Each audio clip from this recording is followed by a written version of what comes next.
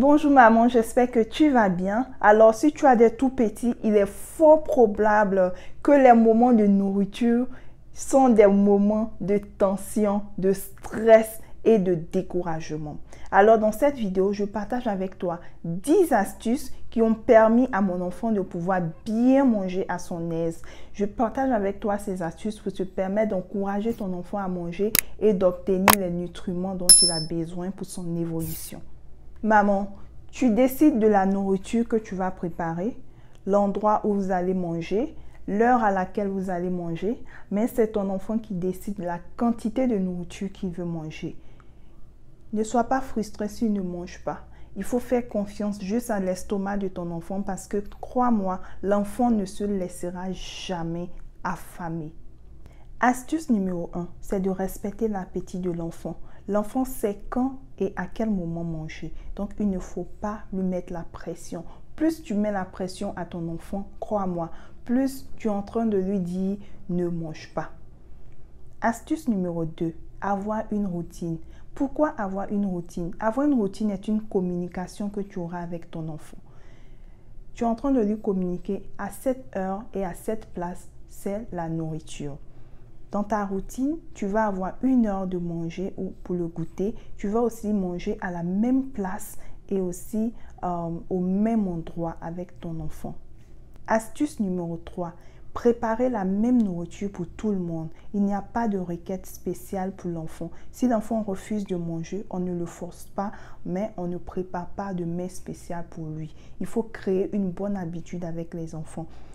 Ce que je recommande, c'est d'opter pour les aliments préférés de l'enfant. Astuce numéro 4, sois un exemple pour ton enfant. Il faut manger la nourriture saine, ce qui va emmener l'enfant à aussi manger la nourriture saine. Astuce numéro 5, manger ensemble en famille. C'est très important. Lorsque l'enfant voit à table, tout le monde est en train de manger, cela encouragera l'enfant à manger. Tu ne peux pas poser la nourriture là pour ton enfant et disparaître et tu vas t'attendre que l'enfant mange. Non, il faudrait que l'enfant te voie. Il faut créer cette image, mettre cette image dans sa tête. La nourriture doit être un événement spécial avec toute ta famille. C'est le moment où vous allez communiquer, comprendre comment la journée de l'enfant s'est passée, qu'est-ce qui s'est passé aujourd'hui, qu'est-ce qu'il a appris, créer des liens forts avec ton enfant. Astuce numéro 6, limiter la distraction, pas de télévision durant les repas. Astuce numéro 7, il faut rendre la table amusante. Oui, c'est très important. Par exemple, découper la viande en différentes variétés, servir la nourriture colorée, opter pour des assiettes créatives. Plus il y a la création, plus l'enfant mange, il est amusé et mange. Il ne s'en rend même pas compte, je vous le dis. Je le fais ça, chaque dimanche je le fais. Astuce numéro 8, cuisiner ensemble. On sait toutefois que les enfants adorent participer aux tâches de la vie quotidienne. Ce sera une fierté de manger ce qu'ils ont préparé avec maman. Donc, ne manquez pas de les appeler pour participer à la préparation. Astuce numéro 9, c'est d'offrir la vitamine à l'enfant. Si vous craignez que l'enfant n'ait pas de nutriments nécessaires dont il a besoin, c'est de lui offrir des vitamines. Attention, il faut en parler à votre docteur. Il y a plusieurs types de vitamines sur le marché et le docteur connaît mieux l'évolution de votre enfant pour vous prescrire ou vous recommander des vitamines.